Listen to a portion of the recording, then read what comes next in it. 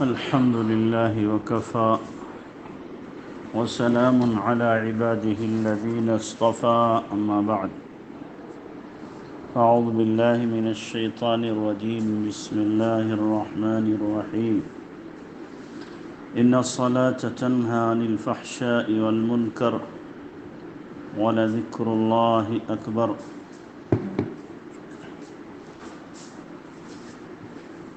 وقال النبي صلى الله عليه وسلم الصلاة عماد الدين من أقامها أقام الدين ومن هدمها فقد هدم الدين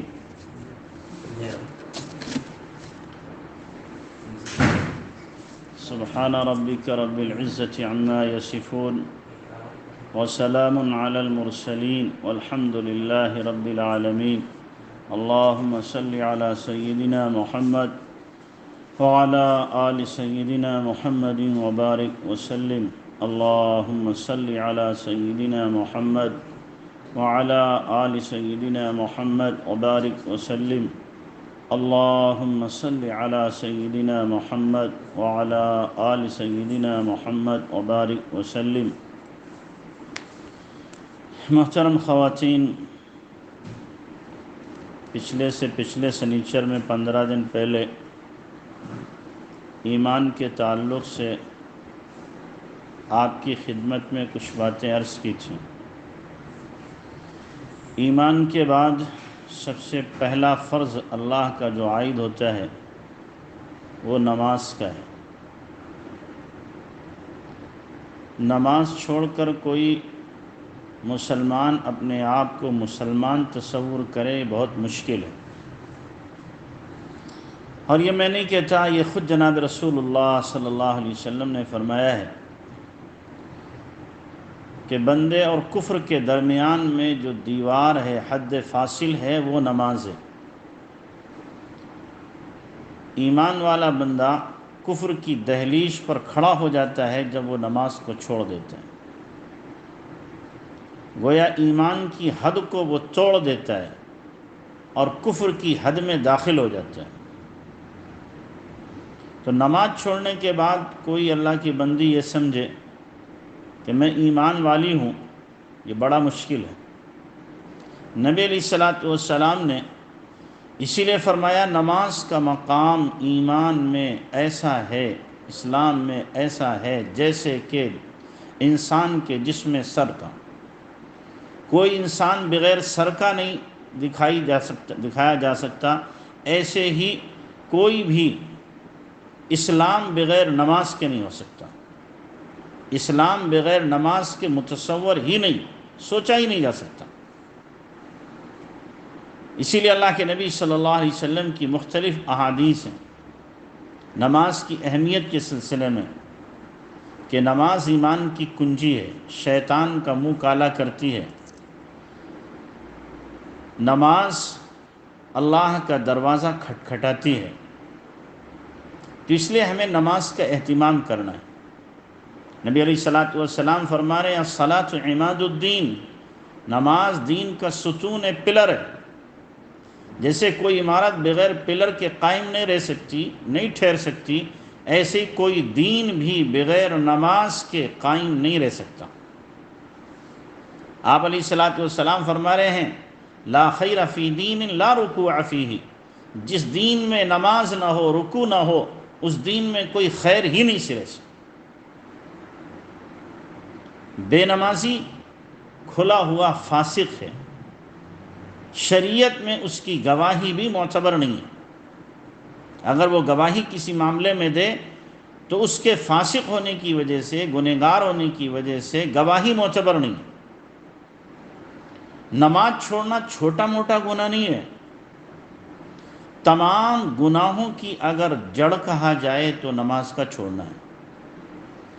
اس لیے کہ نماز کے ذریعے ہی سے انسان گناہوں سے رکتا ہے، گناہوں سے بچتا ہے، اور یہ قرآن کا اعلان ہے ان الصلاۃ تنہی عن الفحشاء والمنکر ولذکر اللہ اکبر، کہ بے شک نماز انسان کو بے حیائی سے اور برے کاموں سے روکتی ہے۔ کہ نماز جب آدمی پڑھے گا تو بے حیائیوں سے آٹومیٹکلی شدہ دھیرے دھیرے وہ رک جائے گا، اور جو نماز نہیں پڑھے گا وہ دھیرے دھیرے تمام کی تمام برائیوں میں ملوث ہوتا چلا جائے گا، اور تمام گناہوں کے اندر اس کی زندگی لت پت ہو جائے گی۔ تو نماز کے اندر اللہ تبارک و تعالیٰ نے خاصیت رکھی ہے، یہ خصوصیت ہے اس کے اندر، یہ امتیاز ہے کہ اگر نماز کو اس کے فرائض، واجبات، سنن و آداب و مستحبات کی رعایت کے ساتھ ادا کیا جائے، ہو نہیں سکتا کہ وہ برائی سے نہ روکے۔ جیسے کوئی پانی میں شکر گھولے تو پانی میٹھا ہو کے رہے گا، نمک گھولے تو نمکین ہو کے رہے گا، مرچ ڈالے تو وہ ترش ہو کر کے رہے گا۔ اسی طریقے سے جب نماز آداب کی رعایت کے ساتھ پڑھی جائے گی تو نماز انسان کو برے کاموں سے، بے حیائی سے، اللہ کے حکموں کو توڑنے سے روک کر رہے گی۔ ہو نہیں سکتا کہ نماز اس کو برائیوں سے نہ روکے۔ نبی علیہ السلام کے پاس میں ایک صحابی کے بارے میں شکایت کی گئی کہ اللہ کے نبی، وہ آپ کے ساتھ نماز پڑھتے ہیں اور وہ رات میں چوری بھی کرتے ہیں۔ آپ علیہ السلام نے فرمایا ان صلاتہ سینہاہ عنہ، کہ ان کی نماز انہیں عنقریب اس برے کام سے روک دے گی۔ چنانچہ چند دنوں کے بعد خبر ملی کہ انہوں نے اس برے کام چوری سے توبہ کر لی اور سچے پکے مسلمان بن گئے۔ تو نماز انسان کو گناہوں سے روکتی ہے۔ آدمی جب اللہ کے سامنے جھکتا ہے، انسان جب اللہ کے سامنے جھکتا ہے، سجدہ کرتا ہے، اب اسے حیا آتی ہے کہ میں ادھر تو اللہ کے سامنے کہہ کر آیا ہوں کہ اللہ میں تیری عبادت کرتا ہوں، تجھ سے مدد مانگتا ہوں، اپنے گناہوں سے توبہ کر کے آیا۔ مسجد سے نکلنے کے بعد میں اب وہ گناہ کرے، اس کو حیا آئے گی، اس کا نفس اسے ملامت کرے گا، اس کا ضمیر اسے جھنجھوڑے گا کہ تو کیا کر رہا ہے، غلط کام کر رہا ہے۔ تو اس لیے نماز انسان کو یقینی طور پر گناہوں سے روک کر رہتی ہے، اور جو نماز چھوڑ دیتا ہے وہ گناہوں میں ملوث ہو کر کے رہتا ہے۔ معمولی عمل نہیں ہے، معمولی اللہ کا فریضہ نہیں ہے۔ سب سے پہلا اللہ کا حکم نماز کی شکل میں جناب محمد رسول اللہ صلی اللہ علیہ وسلم کو اللہ تعالیٰ نے دیا۔ تمام کے تمام احکامات اس دنیا میں اللہ نے نازل کیے۔ روزے کا حکم زمین پر آیا، زکوٰۃ کا حکم زمین پر آیا، حج کا حکم زمین پر آیا۔ تمام اس کے علاوہ جتنے احکامات ہیں، جتنی چیزوں سے منع کیا گیا، وہ زمین پر احکام جبرائیل امین لے کر کے آئے۔ لیکن جب نماز کا مسئلہ آیا کہ نماز کو فرض کرنا ہے اور نماز کے اوقات بتانا ہے اور کتنی ٹائم کی نماز پڑھی جائے گی، اس کے لیے اللہ تبارک و تعالیٰ نے جبرائیل امین کو نہیں بھیجا کہ جبرائیل تم جاؤ نبی کو بتا دو ایسے نماز پڑھی جائے گی، اتنے ٹائم کی نماز پڑھی جائے گی۔ اس کی فرضیت کے لیے اللہ تبارک و تعالیٰ نے اپنے نبی محترم صلی اللہ علیہ وسلم کو آسمانوں پر بلایا، معراج کرائی، اور پھر اپنے قریب بلایا۔ اتنا قریب کیا کہ اللہ سے اتنا قریب کوئی نبی نہیں ہو سکا، فرشتہ نہیں ہو سکا، کوئی رسول نہیں ہو سکا جتنے کے قریب جناب رسول اللہ صلی اللہ علیہ وسلم ہوئے۔ فَكَانَ قَابَ قَوْسَيْنِ أَوْ أَدْنَىٰ فَأَوْحَىٰ إِلَىٰ عَبْدِهِ مَا أَوْحَىٰ، کہ آپ قریب ہوئے، اللہ کے بہت قریب ہوئے، اتنا قریب ہو گئے جیسے کہ دو کمانوں کو جب ملایا جاتا ہے تو ملانے کے وقت میں دو کمانوں کے بیچ میں، دونوں بندوں کے درمیان میں جتنا فاصلہ رہ جاتا ہے اتنا فاصلہ بھی نہیں رہا۔ اس وقت میں فَأَوْحَىٰ إِلَىٰ عَبْدِهِ مَا أَوْحَىٰ، اب اللہ نے اپنے بندے کو وحی بھیجی، حکم دیا، اپنا حکم کیا دیا؟ نماز کا حکم ملا تھا، دیگر باتیں ہوئی، لیکن اہم جو حکم ملا وہ نماز کی شکل میں جناب رسول اللہ صلی اللہ علیہ وسلم کو، کہ آپ 50 نمازیں آپ کی امت پر فرض کی جاتی ہیں۔ آپ علیہ السلام چونکہ اس وقت اللہ کے حضور میں تھے اور آپ علیہ السلام کی روحانیت و نورانیت اعلیٰ مقام پر تھی، 50 نہیں 5000 نمازوں کو بھی اللہ کہتا تو آپ اسے بھی قبول کر لیتے۔ لیکن جب 50 نمازیں ملیں، آپ لوٹ کر آئے، حضرت موسیٰ علیہ السلام کے پاس پہنچے، آسمانوں پر موسیٰ علیہ السلام سے ملاقات ہوئی تو موسیٰ علیہ السلام نے پوچھا اللہ نے ملاقات میں تحفہ کون سا دیا ہے آپ کی امت کو؟ کہ جی 50 نمازیں دی ہیں۔ ارے میری امت تو دو وقت کی نمازیں بھی پابندی سے نہیں پڑھ سکی، جبکہ وہ طاقتور تھے، بہت جفاکش تھے، اور آپ کی امت تو کمزور ہوگی، عمریں بھی کم ہوگی اور طاقت بھی کم ہوگی، 50 نمازیں ادا نہیں کر سکے گی۔ لہذا ارجع الی ربک، اپنے رب کی طرف لوٹ کے جاؤ دوبارہ، اور تخفیف کا سوال کرو کہ کچھ کنسیشن کر دیا جائے، نمازوں میں کمی کر دی جائے۔ آپ علیہ السلام گئے، 5 نمازیں کم ہو گئیں، 45 رہ گئیں، پھر موسیٰ علیہ السلام کے پاس آئے، پھر پوچھا کتنی، کہ 45، کہ نہیں اور جائیے، اور گئے، اس طریقے سے 9 مرتبہ گئے۔ 9 مرتبہ میں 5 کم ہوتے ہوتے 5 رہ گئیں۔ موسیٰ علیہ السلام نے پھر کہا کہ نہیں اور جائیے۔ آپ نے فرمایا مجھے شرم آتی ہے بار بار جانے میں، اور پھر یہ بھی تھا کہ 5 کم ہو رہی ہیں، اگر اس بار گئے اور 5 اور کم ہو گئی تو بچے گا کہ میں امت کے پاس میں کون سا تحفہ لے کے جاؤں گا؟ اور امت کے لیے نماز جو ہے وہ اللہ سے بہترین لینے کا ذریعہ ہے، یہ ذریعہ ہی ختم ہو جائے گا۔ تو آپ نے فرمایا اب میں نہیں جاتا اللہ کے پاس میں۔ آپ علیہ السلام نے فرمایا، ادھر اللہ کی طرف سے آواز دی گئی، ندا آئی، ما یبدل القول لدی وما انا بظلام للعبید، کہ میں اپنے بندوں پر ظلم کرنے والا نہیں ہوں۔ اور یہ 5 نمازیں ادا کرنے میں 5 ہیں، ثواب میں 50 کے برابر ہیں۔ قربان جائیے اللہ کی رحمت پر، اللہ کی محبت پر، اللہ کے کرم پر، اس کی ذرہ نوازی پر، کہ ہم 5 نمازیں پڑھیں، وہ رب 50 کا ثواب دے۔ پھر بھی کوتاہی، پھر بھی غفلت، پھر بھی آنکھ نہ کھلے، پھر بھی نماز میں ٹال مٹول کی جائے، وقت بے وقت پڑھا جائے اور پھر چھوڑ دیا جائے اسے، کتنی بڑی ہماری نالائقی ہے، کتنی بڑی ہماری نادانی ہے، کتنی بڑی ہماری احسان فراموشی ہے، کتنی بڑی اللہ تبارک و تعالیٰ کی شان میں کہا جائے گستاخی ہے، کہ جو رب 5 پر 50 دے رہا ہے اور بندہ اس کو لینے کو تیار نہیں ہے، تو یہ حماقت نہیں تو اور کیا ہے؟ تو اللہ کی طرف سے یہ انعام ہے کہ 5 پڑھو 50 لے لو۔ پھر اخلاص جو بڑھتا جاتا ہے، اللہ سے تعلق جو بڑھتا جاتا ہے، تو پھر اللہ تبارک و تعالیٰ اسی اعتبار سے نمازوں پر ثواب کو بھی بڑھاتا جاتا ہے۔ تو ایک نماز ایسی عبادت ہے جو آسمانوں پر اللہ تبارک و تعالیٰ نے بلا کر کے جناب رسول اللہ صلی اللہ علیہ وسلم کو عطا فرمائی۔ پھر اس کی ادائیگی کیسے ہوگی، کیا پڑھا جائے گا، کیا نہیں پڑھا جائے گا، کتنا پڑھا جائے گا، یہ سب چیزیں اللہ کے نبی جناب رسول اللہ صلی اللہ علیہ وسلم نے اللہ کی طرف سے لے کر کے امت کو بتائیں، امت کو سمجھائیں۔ تو اتنی اہم ترین عبادت ہے جو اللہ، اور پھر یہ نماز ایک ایسی عبادت ہے جو آدم علیہ السلام سے لے کر کے جناب محمد الرسول اللہ صلی اللہ علیہ وسلم تک تمام نبیوں کو اللہ تبارک و تعالی نے عطا فرمائی ہے۔ شکلیں مختلف رہیں، تعداد رکعتوں کی مختلف رہی، لیکن نفس نماز ہر امت پر اللہ تبارک و تعالی نے فرض رکھی، ہر امت پر۔ اور حد تو یہ ہے، قرآن تو یہ کہہ رہا ہے، قرآن تو یہ کہہ رہا ہے کل قد علم صلاته وتسبیحہ، کہ جتنے بھی جاندار بے جان ہیں سب نے اپنی نماز کو، تسبیح کو جان لیا۔ 18ویں پارے میں اللہ فرما رہا ہے ہر ایک اپنی نماز پڑھتا ہے، چاہے وہ شیر ہو، چیتا ہو، بھیڑیا ہو، بلی ہو، بکری ہو، بھینس ہو، بیل ہو، ہر ایک نے اپنی نماز کو، عبادت کے طریقے کو، اور ہر ایک نے اپنی تسبیح کو جان لیا ہے، پہچان لیا ہے۔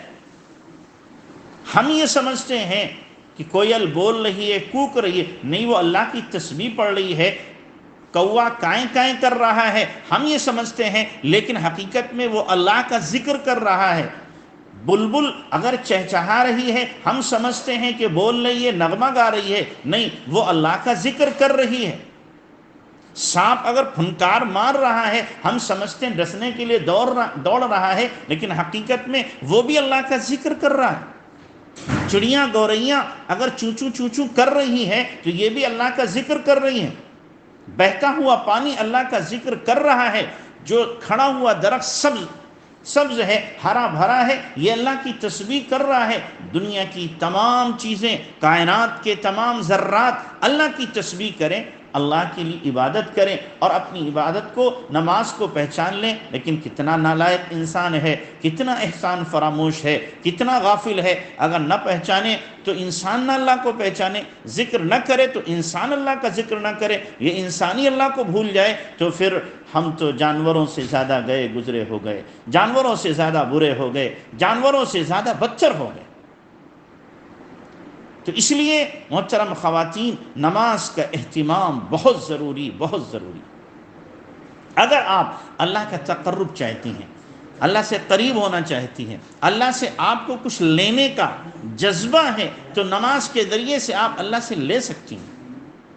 اور نماز پھر اہتمام کے ساتھ نماز پڑھی جائے، یہ نہیں ہے کہ وقت کو ٹال مٹول کر کے اور اسی طریقے سے بہت ہی ہارے دل کے ساتھ، ناگواری کے ساتھ، چلو جی پڑھنا ہے پڑھی لو، نہیں، بشاشت قلبی کے ساتھ، اطمینان کے ساتھ، خوشی کے ساتھ، رغبت کے ساتھ، شوق کے ساتھ، ایک جذبے کے ساتھ کہ میرے اللہ کا حکم ہے، میرے اللہ نے ندا دی ہے، میرے اللہ نے آواز لگوائی ہے، حی علی الصلاۃ، حی علی الفلاح، آؤ آؤ نماز کے لیے، آؤ آؤ کامیابی کی طرف، میرا رب آواز دلا رہا ہے، اعلان کرا رہا ہے، لہذا مجھے اپنے رب کی اس صدا پر لبیک کہہ کے فوراً مصلی کو آباد کرنا ہے، آباد کرنا ہے۔ اور پھر حی علی الصلاۃ کے اندر اللہ تبارک و تعالیٰ نے بلانے کا جو محبت بھرا پیغام دیا ہے، کاش کہ آپ اسے سمجھتی، کاش کہ آپ اسے سمجھتی۔ حی علی الصلاۃ کا مطلب کیا ہے؟ آؤ آؤ، آ جاؤ آ جاؤ نماز کے لیے آ جاؤ۔ حی علی الفلاح، آؤ آؤ نماز کے لیے، کامیابی کے لیے آ جاؤ۔ یہ جو پیغام ہے، میں آپ کو مثال سے سمجھاؤں، یہ ایسا ہی ہے جیسے آپ کے یہاں کوئی بہت بڑا گیسٹ آ رہا، بہت بڑا مہمان آ رہا آپ کے یہاں، تو آپ لینے جائیں گے اسٹیشن پر اسے، اور اس کو اسٹیشن پہ استقبالیہ دیں گی، اور اس کو بلائیں گی، اور پھر کہیں گی آئیے آئیے تشریف لائیے، گاڑی میں تشریف رکھیے، آپ کہیں گی، بٹھائیں گی، گھر لائیں گی، آپ اس کو فوراً بہت محبت کے ساتھ، ایسا لگے گا آپ اپنی پلکیں بچھا رہی ہیں، آپ اس کے لیے بچھی جا رہی ہیں، سراپا محبت بن گئی ہیں، عاجزی تواضع کے ساتھ، انکساری کے ساتھ آپ اس سے کہہ رہی تشریف رکھیے، یہ کھائیے۔ یہ کیوں ہو رہا ہے؟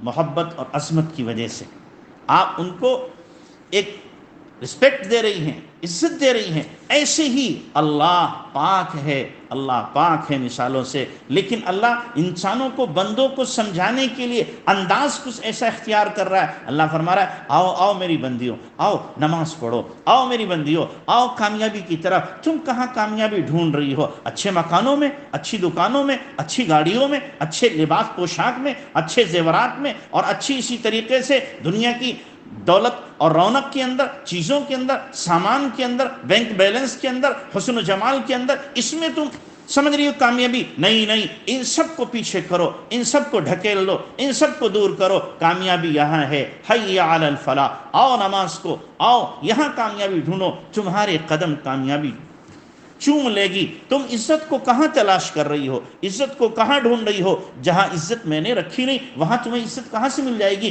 عزت یہاں ہے، عزت کا سرمایہ سجدوں میں رکھا ہے۔ کاش کہ ہمیں پتہ ہوتا، کاش کہ ہمیں پتہ ہوتا کہ سجدوں میں کیا لذت ہوتی ہے، کیا مزہ ہوتا ہے۔ کائنات کی تمام خوشیاں، تمام کی تمام لذتیں سجدے کے اندر اللہ نے سمو دی ہیں۔ اسی ایک اللہ والے ہیں مولانا فضل الرحمان گنج مراد آبادی رحمۃ اللہ علیہ، فرمایا کرتے تھے جب میں سجدہ کرتا ہوں مجھے ایسا لگتا ہے میرے اللہ نے میرا پیار لے لیا ہے، میرے اللہ نے میرا پیار لے لیا ہے۔ اللہ اکبر، کیا سجدہ کرتے ہوں گے۔ حضرت حاجی امداد اللہ مہاجر مکی رحمۃ اللہ علیہ فرمایا کرتے تھے اگر اللہ مجھ سے پوچھے گا امداد اللہ بتا تیری خواہش کیا ہے، چوائس کیا ہے، تو کیا چاہتا ہے، اگر اللہ مجھ سے پوچھے گا میں کہوں گا اے میرے رب، اے مالک، اے مالک، آپ مجھے ایک مصلی بچھانے کی اپنے عرش کے نیچے جگہ دے دیجئے، میں آپ کے سامنے ایک سجدہ پیار بھرا کرنا چاہتا ہوں، میں نماز پڑھنا چاہتا ہوں۔ کیا جذبہ ہوگا نماز کا، کیا شوق ہوگا نماز کا، کیا لگن ہوگی نماز کی، کیسی محبت ہوگی، کیسی الفت ہوگی نماز کی، کہ مرنے کے بعد بھی اللہ کے عرش کے تلے مانگ رہے ہیں کہ ہمیں کیا ہے، سجدے کی جگہ مل جائے، سجدہ کرنے کی جگہ مل جائے۔ تو اس لیے محترم خواتین، نماز کو شوق کے ساتھ میں، محبت کے ساتھ میں، جذبے کے ساتھ میں پڑھو، اور یہ تصور کرو یہ میری آخری نماز ہے، میں اللہ کے سامنے کھڑی ہوں، اب ہو سکتا ہے دوبارہ سجدے کا موقع مجھے نصیب نہ ہو۔ حضرت مولانا یحییٰ صاحب رحمۃ اللہ علیہ لمبا سجدہ کرتے تھے، بہت لمبا۔ کسی نے پوچھا حضرت اتنا لمبا سجدہ کیوں کرتے ہیں؟ فرماتے تھے میں اس لیے لمبا سجدہ کرتا ہوں، نہ معلوم آئندہ سجدے کی توفیق ملے گی کہ نہیں ملے گی، نہیں ملے گی، ہو سکتا ہے یہ آخری سجدہ ہو۔ تو میری محترم خواتین، آپ بھی یہ سوچو، آپ بھی یہ سوچو، اللہ نے آج توفیق دی ہے، کتنے بندے ایسے ہیں اور کتنی بندیاں ایسی ہیں سجدے سے محروم ہیں، زمین پر سجدہ نہیں کر سکتے، نماز تو ہو جاتی ان کی، لیکن زمین پر سجدہ کرنے کا جو مزہ ہے وہ اشارے سے نماز پڑھنے میں نہیں ہے۔ آج اللہ نے توفیق دی ہے سجدہ کرنے کی، تو سجدہ کر کے نماز پڑھو، رب کے سامنے اپنی پیشانی کو ٹکا دو، لمبے سجدے کرو۔ اور میں آپ کو ایک بات بتاؤں، شاید آپ نے سنی ہو، دنیا کی کسی کریم میں، کسی پاؤڈر میں، کسی میک اپ میں وہ حسن، وہ جمال، وہ خوبصورتی نہیں ہے جو سجدے کے اندر اللہ نے رکھی ہے۔ آپ اگر چاہتی ہو کہ آپ کا چہرہ تمتماتا رہے، چمکتا رہے، دمکتا رہے، خوبصورت رہے، سلوٹیں نہ پڑیں، لمبا سجدہ کر لو۔ آپ لمبا سجدہ کرو، 5 منٹ کا، 10 منٹ کا ایک سجدہ کرو، آپ کے چہرے پہ کبھی جھری نہیں آ سکتی ہے، آپ کے دانتوں میں تکلیف نہیں ہو سکتی ہے، آپ کے سر میں درد نہیں ہو سکتا ہے، آپ کے چہرے میں کبھی بھی ایسا نہیں ہوگا کہ آپ کا چہرہ پھیکا ہو جائے، ہر وقت چمکتا رہے گا، دمکتا رہے گا۔ کسی کریم کی، پاؤڈر کی، اور کسی بھی بیوٹی پارلر کی، اور کسی بھی آپ کو میک اپ کی اللہ کی قسم ضرورت ہی نہیں پڑے گی۔ وہ حسن و جمال آپ کے چہرے پر ہوگا کہ عورتیں حیرت کریں گی، پوچھیں گی آپ کون سا کریم لگاتی ہو، آپ کون سا پاؤڈر لگاتی ہو، آپ سے پوچھا جائے گا۔ تو اس لیے لمبا سجدہ کرنے کی کوشش کرو کہ آپ کے سجدے لمبے ہوں۔ جتنا لمبا سجدہ دنیا میں ہوگا، قیامت کے دن اللہ تبارک تعالی حشر کا قیام اتنا ہی آسان کر دے گا۔ جہاں حشر کا دن 50,000 سال کے برابر ہوگا، ایک دن 50,000 سال کا ہوگا، لیکن جس نے لمبے رکوع، لمبے سجدے کیے ہوں گے، اس کے لیے یہ حشر کا قیام ایسا ہوگا جیسے کہ فجر کی 2 رکعات سنت جو جلدی سے پڑھی جائیں، ایسا اس کے لیے قیام ہو جائے گا۔ تو اس لیے اپنے گھروں کو آباد کرو سجدوں سے، قرآن کی تلاوت سے، اللہ کے ذکر سے، ان چیزوں سے اپنے گھروں کو آباد کرو۔ گھروں کی آبادی آپ کے اچھے ٹائلوں سے نہیں ہے، گھروں کی آبادی آپ کے اچھے پردوں سے نہیں ہے، گھروں کی آبادی اچھے آپ کے بیڈ روموں سے نہیں ہے، گھروں کی آبادی اور رونق آپ کے اچھے فرنیچر سے نہیں ہے، اور اچھے برتنوں سے نہیں ہے، اچھے زیورات سے نہیں ہے۔ گھروں کی اصل آبادی اور رونق اور روحانیت جو ہے وہ سجدوں سے ہے، ذکر سے ہے، تلاوت سے ہے، اللہ کی یاد سے ہے، راتوں کے رونے سے ہے، خدا کے سامنے گڑگڑانے سے ہے۔ پھر گھروں کے اندر آپ کو سکون بھی ملے گا، گھر کے اندر چین بھی ملے گا۔ ان چیزوں سے اپنے گھر کو آباد کرو، ان چیزوں سے اپنے گھروں کو آباد کرنے کی کوشش کرو۔ تو نماز کا اہتمام ہو، صرف نماز پڑھنا نہیں، اہتمام۔ جس طریقے سے آپ کسی فنکشن میں جاتی ہیں تو باقاعدہ اس کا اہتمام کرتی ہیں، اچھے کپڑے پہنیں گی، اور اسی طریقے سے اپنے آپ کو سنواریں گی، اچھا آپ زیور پہنیں گی، پھر اہتمام کے ساتھ جائیں گی۔ ارے اللہ کے سامنے کھڑا ہونا ہے، رب کے سامنے کھڑا ہونا ہے، یوں ہی اول جلول سا کھڑی ہو جائے، جوڑا باندھ لیا، اوپر سے دوپٹہ رکھ لیا، نماز ہو رہی ہے۔ مکروہ لکھا ہے فقہا نے جوڑا باندھ کر کے نماز پڑھنا، مکروہ ہے جوڑا باندھ کر کے نماز پڑھنا۔ بال کھلے ہوئے ہیں، آپ نماز پڑھ رہی ہیں، بالوں کا کچھ حصہ پیچھے کو لٹک رہا ہے، دکھ رہا ہے، اگر چوتھائی بال آپ کے دکھ رہے ہیں، چاہے کوئی مرد دیکھے نہ دیکھے، نماز نہیں ہوگی۔ چوتھائی بال آپ کے دکھ رہے ہیں تو نماز کے اندر اہتمام ہونا چاہیے باقاعدہ۔ میں تو یہ کہوں گا، اللہ نے اگر آپ کو توفیق دی ہے، نماز کا جوڑا ہی الگ رکھو، یہ ایک جوڑا قیمتی بنواؤ۔ اللہ نے آپ کو وسعت دی ہے 5,000 کا، 10,000 کا، 20,000 کا، 1-2 جوڑا بنوایا آپ نے، کس لیے؟ کہ یہ پہن کر کے نماز پڑھی جائے گی، یہ پہن کر کے ہمیں نماز پڑھنا ہے۔ حضرت حسن رضی اللہ تعالی عنہ، اللہ کے نبی صلی اللہ علیہ وسلم کے جو نواسے ہیں، ان کے بارے میں آتا ہے کہ تہجد کی نماز میں 1400 درہم کا جوڑا پہن کے تہجد کی نماز پڑھا کرتے تھے۔ تو اس لیے آپ بھی یہ کر سکتی ہیں، کہ 2-4 جوڑے آپ صرف نماز کے لیے اچھے بناؤ. جیسے حضرت شیخ المشائخ شیخ عبد القادر جیلانی رحمۃ اللہ علیہ پیران پیر، ان کو اللہ نے الہام کیا، عبد القادر کبھی کبھی میرے لیے تو اپنے آپ کو سنوارا کر، میرے لیے اپنے آپ کو زینت بنایا کر، میرے لیے اپنے آپ کو اچھے کپڑے پہنایا کر کہ میں تجھے دیکھوں کہ میرے سامنے تو اچھے کپڑوں میں کھڑا ہے. اللہ چاہتا ہے، قرآن میں اللہ نے فرمایا خذوا زینتکم عند کل مسجد، کہ نماز کے وقت میں زینت اختیار کرو، زینت اختیار کرو. اول جلول سے نہیں، جو کپڑے پہنے انہی کپڑوں میں اللہ کے سامنے کھڑے ہو گئے، نہیں، اچھے خوبصورت کپڑے، اچھا لباس، اچھا وضو، منہ کی صفائی، اور آپ کے پاس خوشبو ہو، ہلکی خوشبو، تیز خوشبو آپ کو نہیں لگانا، ہلکی خوشبو. وہ لگانے کے بعد اب اللہ کے سامنے اطمینان سے سب کچھ سے ہٹ کٹ کر کے اللہ کے سامنے اللہ اکبر کہہ کے آپ نے نیت باندھی. اب نماز میں جو لذت آئے گی، جو مزہ آئے گا، وہ مزہ آپ کو ایسے بے پرواہی کے ساتھ نماز پڑھنے میں، بغیر اہتمام کے ساتھ نماز پڑھنے میں نہیں آ سکتا. پھر سجدہ کریں گی آپ کو محسوس ہوگا ہاں کچھ مجھے حاصل ہو رہا ہے. آپ تلاوت کریں گی، وہ تلاوت آپ کے دل پہ اترے گی، آپ کے دماغ کی جو گنجلک ہے یہ دور ہوگی، دل کی گانٹھیں کھل جائیں گی، شرح صدر اللہ تبارک و تعالیٰ عطا فرما دے گا. تو اس لیے نماز کو اہتمام کے ساتھ پڑھنا ہے.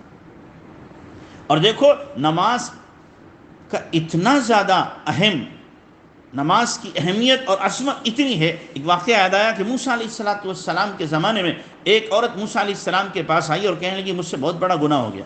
موسیٰ علیہ السلام نے پوچھا کیا ہوا، کیسا گناہ؟ کہ بہت بڑا گناہ، شاید معاف نہ ہو. ارے بتاؤ کتنا بڑا گناہ ہوا؟ کہ پہلا گناہ تو ہوا کہ مجھ سے بدکاری ہوئی، زنا ہوا. پھر اس زنا کے نتیجے میں حمل ہوا، بچہ پیدا ہوا، میں نے اس بچے کو جان سے مار کے دفن کر دیا. موسیٰ علیہ السلام کو غصہ آیا اور اس سے کہا دفع ہو جا میری آنکھوں کے سامنے سے، تو نے تو کئی سارے گناہ کبیرہ کیے ہیں، اولاً تو بدکاری، پھر اس کے بعد میں بچہ، اور بچے کے بعد میں پھر وہ بچہ مار دیا، دفن کر دیا، دفع یہاں سے ہٹا دیا. وہ چلی گئی روٹتی پیٹتی ہوئی، وہ چلی گئی. اللہ نے جبرائیل علیہ السلام کو بھیجا موسیٰ علیہ السلام کے پاس کہ جاؤ موسیٰ سے پوچھو کیا اس عورت سے بڑا کوئی گنہگار ہو سکتا ہے؟ موسیٰ علیہ السلام کے بعد جبرائیل علیہ السلام آئے، پوچھا کہ اس سے بڑا کوئی گنہگار ہو سکتا ہے؟ تو موسیٰ علیہ السلام نے کہا اس سے بڑا گنہگار اور مجرم کون ہو سکتا ہے کہ جس نے ایک معصوم کا قتل بھی کیا، زنا بھی کیا، اس سے بڑا مجرم کون ہو سکتا ہے؟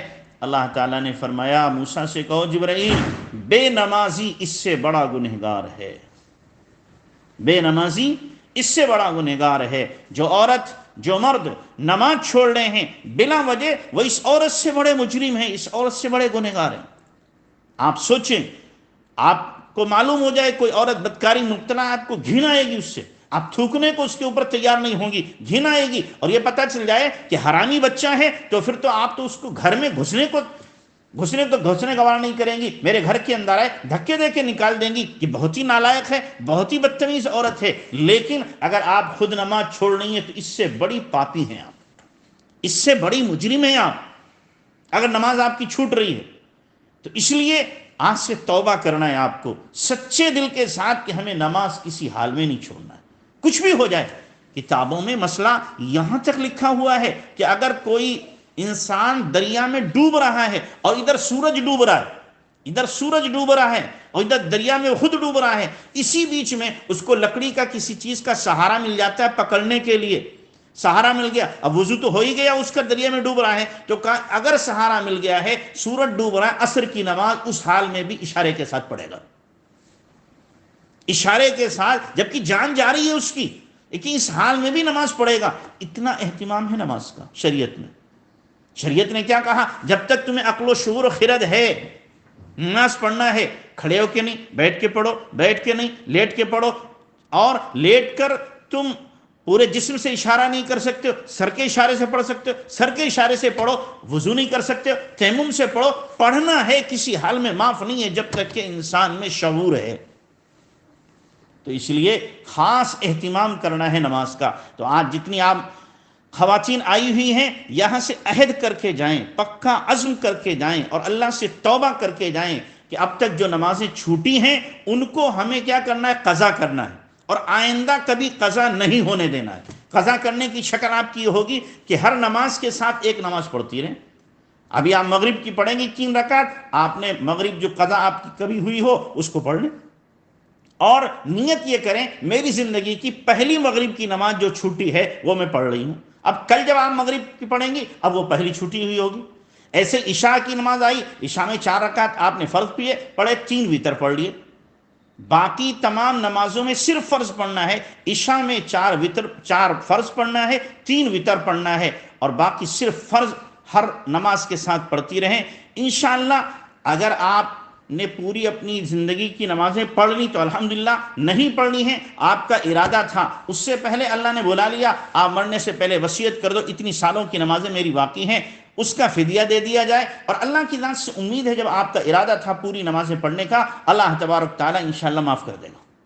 ارادہ آپ کا ہو اور آپ نے شروعات کر دی ہو نمازوں کے قضا کرنے کی، تو اس لیے آج سے جو نمازیں چھوٹی، مان لو جو عمر 55 کی ہے اس کو چھوڑ کر بالغ ہونے کے بعد کی عمر سے جو نمازیں فرض ہوتی ہیں، آپ کی عمر 30 سال کی ہے، مان لو 16 سال آپ کیا ہے، 16 سال ہو گئے آپ کو، آپ کے اوپر نمازیں فرض ہوئی ہیں، آپ نے 10 سال پہلے پڑھنا شروع کی ہیں، 6 سال کی نمازیں آپ پر قضا ہیں، 6 سال کی 6 سال میں ادا ہو جائیں گی. تو اس طریقے سے دھیرے دھیرے قضا بھی ہوتی رہیں گی. جو سنتیں غیر موقدہ ہیں اس میں بھی آپ نیت کر سکتی ہیں فرض نمازوں کی، جیسے عصر کی 4 رکعت ہیں فرض سے پہلے، سنتیں غیر موقدہ ہیں، آپ اس میں قضا کی نیت کر لیں. عشاء کی 4 رکعت ہیں سنتیں غیر موقدہ فرضوں سے پہلے، اس میں آپ نیت کر لیں اپنے قضا کی. تو اس طریقے سے آسانی کے ساتھ ادائیگی ہو جائے گی. اللہ ہم سب کو عمل کی توفیق عطا فرمائے.